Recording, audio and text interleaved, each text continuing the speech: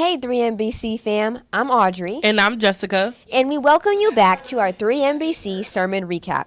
For those of you who are viewing us for the first time, this is where we recap and share what we learned from Pastor Benton's sermon. So, do you want to go ahead and share what stood out to you? Sure, I'd love to. So, Pastor Benton's message today came from 2 Corinthians chapter 10, verse 3.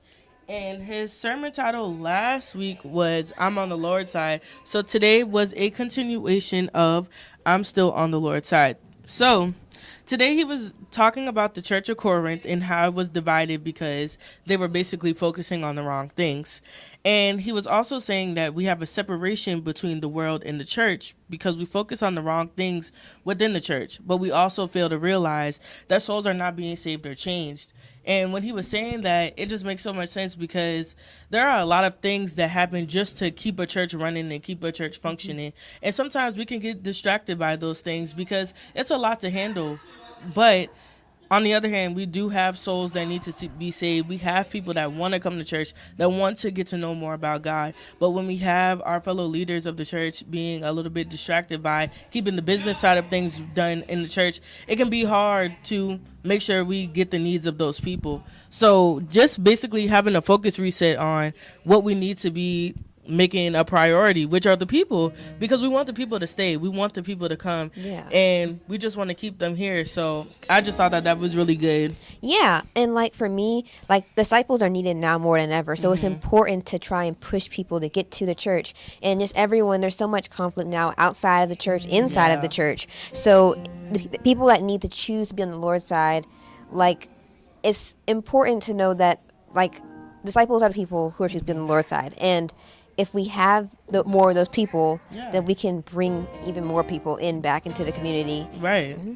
And definitely, like, we are disciples. We are disciples of Christ. So it is our duty to be a reflection of Jesus Christ because that's ultimately what we're here to do and what we're supposed to be. But we're also supposed to be encouraging. We want to bring people. We want people to serve. We want people to feel like they have a space where they can come and learn about God and worship.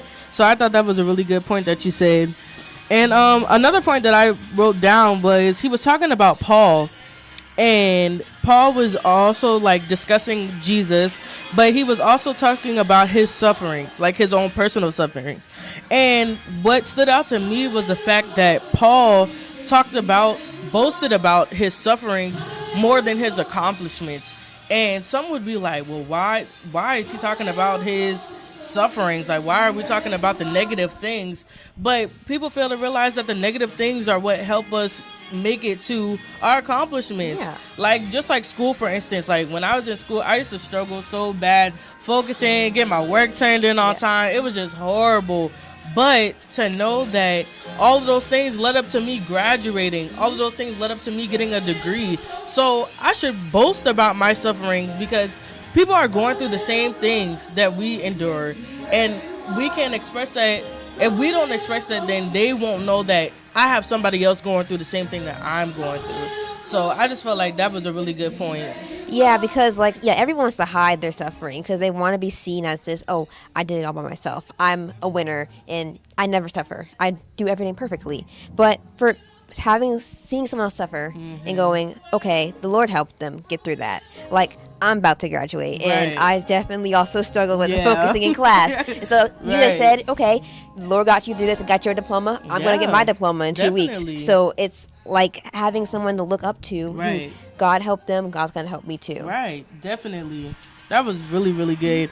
So 3MBC fam, we want to hear you guys' takeaways. So we want you to go ahead and leave those down below in the chat because we just want to discuss this topic with you as well. So we do have a couple announcements for you guys. And our first announcement is that graduation Sunday will be Sunday, June 23rd. So if you are a graduate and you would like to be recognized, stay on for the recap. That's going to be on the live stream, and you can find that QR code to register. And Mount Moriah will be having 7 minutes of prayer every Wednesday in the month of May at 7 a.m. In order to get the number to call and the access code, stay on the live stream after this recap and it will be shown. If you guys have missed out on any of our announcements, you guys can head on over to mountmoriahcharleston.com/events to find out what's going on here at the Mount. But we also want to encourage you guys to subscribe to the YouTube channel. If you guys want to be notified about when we go live, what events we have going on that will be on YouTube, you're going to want to hit that subscribe button and that notification bell so you guys can be notified when we're live. Well, I think that's all for us, 3MBC fam. Thank you so much for tuning in, and we hope you have an amazing week. Bye. See you guys later.